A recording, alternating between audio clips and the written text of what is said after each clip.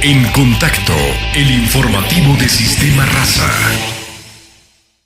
Muy buenos días, tengan todos ustedes. Esto es lo que tenemos esta mañana en Contacto.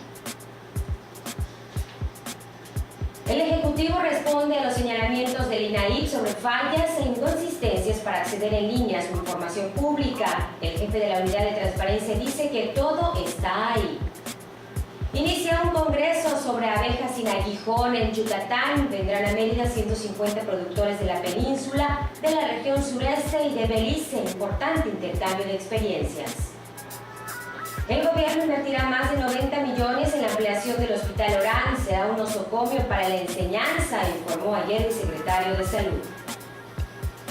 El Ayuntamiento de Mérida ayuda a la Cruz Roja con recursos para fortalecer sus ambulancias. Hay una nueva unidad que será para la delegación de la Cruz Roja en la colonia Canto.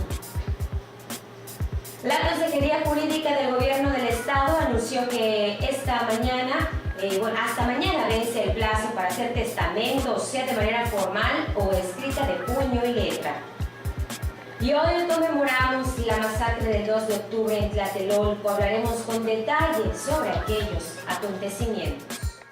Ayer informamos que el Instituto de Acceso a la Información Pública del Estado dio a conocer varias fallas e inconsistencias en la Unidad de Transparencia del Ejecutivo Estatal, sobre todo en su página web, en asuntos relativos a la aplicación presupuestal en obras públicas, el desglose también de gastos en viajes y otros detalles que no es posible conocer y que el INAIP aconseja se corrijan.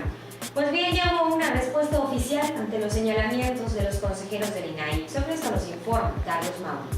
El director de la Unidad de Transparencia del Gobierno Estatal, Antonio Sosa Mendoza, aseguró que pese a que pudieran existir algunas inconsistencias en las ligas que vinculan entre sí la información oficial en el sitio web de su dependencia, se encuentran en la página electrónica todos los datos que requiere la Ley de Acceso a la Información. Luego de los señalamientos del INAIP, el responsable de la Unidad de Transparencia del Ejecutivo reitera que ésta cumple incluso con más información que la necesaria, aunque a veces se pueden cometer algunas imprecisiones en las ligas o vínculos entre páginas de cada dependencia. Detalló que en el portal del Gobierno del Estado se localiza información de 59 instituciones que a su vez están obligadas a enviar toda la documentación que la ley señala. Sosa Mendoza rechazó que se haya negado información a algún ciudadano y justificó el procedimiento de identificación oficial como una medida para garantizarle seguridad a la información pedida por el propio solicitante. El funcionario indicó que el INAIP no comunicó con antelación su reporte de supuestas inconsistencias a esa dependencia, misma que en todo caso podría hacer las correcciones que fuesen necesarias. En Contacto, Carlos Mauri. Difundido ayer por los servicios de salud de nuestro estado, el secretario de Salud de Yucatán dio a conocer que en el Hospital Agustín Orán se construirá una nueva torre y que para ello se invertirán más de 90 millones de pesos. El secretario de Salud de Yucatán, Álvaro Quijano Vivas, dio a conocer ayer con un presupuesto superior a los 91 millones de pesos, el gobierno del estado construirá y equipará una nueva torre del Hospital General Escuela Agustín Orán, misma que entraría en funcionamiento en octubre del próximo año.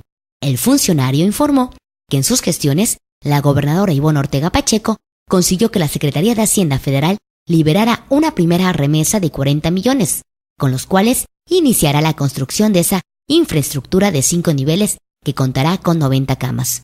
Con este proyecto, el gobierno estatal se enfoca a mejorar la infraestructura física, urbana y rural de los servicios médicos de primer y segundo nivel. Habrá 1.200 nuevas plazas a distribuir en los hospitales de Tecash, Valladolid, Tizimín, y en el caso del Orán, será para la sala de urgencias próxima a concluir, pero la mayoría de los nuevos empleos será para la nueva torre de hospitalización. Indicó el funcionario que la nueva torre de hospitalización estará interconectada con cada uno de los 5 pisos del inmueble actual, a fin de optimizar el servicio médico que se brinda a pacientes de todo el estado y la región peninsular, incluyendo los procedentes de Tabasco, Chiapas y Belice. Quijano Vivas indicó que en el primer nivel de la futura torre habrá 3 salas para cirugía y terapia. En el segundo piso estará pediatría y cuartos de hospitalización. De igual forma, en el tercer y cuarto nivel estarán cuartos de hospitalización, mientras que en el quinto piso se instalará un área para médicos residentes y de base, una biblioteca, una sala de cómputo y 4 aulas para enseñanza. En este hospital escuela, los futuros profesionistas realizarán sus prácticas profesionales al brindar el respectivo servicio de salud, concluyó el doctor Quijano. En contacto, Niurka Ketz. Bueno, pues cambiando de tema, hoy todo México conmemora una fecha especial, es el aniversario número 40 de los acontecimientos violentos del 2 de octubre de 1968, que de acuerdo con los estremecedores relatos de testigos sobrevivientes en dicho acto, provocó la muerte de un número aún indeterminado de personas en la Plaza de las Tres Culturas, ubicada al centro de la unidad habitacional Tlatelolco de la capital del país. 10 días antes de celebrarse la apertura de los Juegos Olímpicos del 68, la manifestación de estudiantes y personas que protestaban contra el gobierno del entonces presidente Gustavo Díaz Ordaz fue reprimida cuando, al caer esa tarde, elementos paramilitares, así como militares vestidos de civil, de la llamada Operación Galeana, que recordó en sus memorias el exsecretario de la Defensa Marcelino García Barragán, así como también integrantes del Batallón Olimpia, actuaron para controlar de manera violenta aquella manifestación luego de recibir la señal de un par de bengalas que se hicieron caer de un helicóptero. Sobre el 68 hay muchos testimonios. Al rememorar aquellos lamentables momentos, un testigo entrevistado por nuestro compañero Carlos Cruz nos indica qué le ocurrió a él aquella tarde que cimbró al país. Escuchemos. De matanza en la gran plaza, de la que tantos muchachos nunca volvieron a casa. 2 de octubre en Tlatelolco continúa estando presente. A 40 años de la matanza de jóvenes en 1968, testigos del ambiente que se experimentó en ese año de tensión entre estudiantes universitarios y el gobierno de esa época, narran el escenario de muerte que se vio después de que el ejército metió bala a manifestantes pacíficos reunidos en la plaza de Tlatelolco. Sergio Pérez Méndez era uno de los jóvenes inconformes que salvó su vida aquella macabra noche del 2 de octubre de 1968, cuando el gobierno de Gustavo Díaz Ordaz ordenó la masacre de los muchachos. Y fue una masacre, la verdad, terrible. Yo no estuve presente en Tlatelolco porque, como era rockero en esa época, fui con el grupo musical a un evento, y al regreso del evento pasamos, porque no sabíamos, dijimos vamos a pasar ahí por Paseo de la Reforma a ver cómo estuvo lo del famoso mitin, y nos llevamos una sorpresa mayúscula cuando vimos que en los camiones del ejército cómo estaban subiendo cadáveres. Testigos sobrevivientes de lo ocurrido han narrado que antes del diluvio de balas observaron las luces de bengala, creyendo ingenuamente que antes del motín habría un espectáculo de fuegos artificiales.